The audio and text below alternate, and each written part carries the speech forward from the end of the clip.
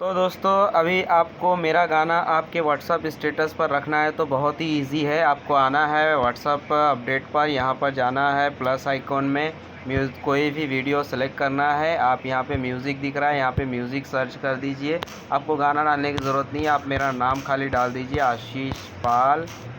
आपको मेरे सारे गाने यहाँ पर, स्पेलिंग मिस्टेक हो गया, ओके, सर्च किया, सारे गाने आपको हमारे आ गए हैं। जितने भी गाने हमने लॉन्च किया सब गाना यहाँ पे आ गया मेरा।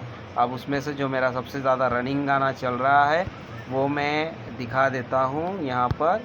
ये है खोदे में सूर्योदय, इसको आप प्ले कर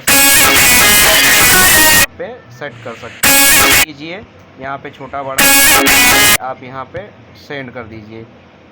विद इन सेकेंड में गाना अपलोड हो जाएगा और उसके बाद आप यहाँ पर क्लिक कीजिए। क्लिक करने के बाद आपको थोड़े ही सेकंड में यहाँ पे दिख जाएगा कि गाना आपका अपलोड हो गया है।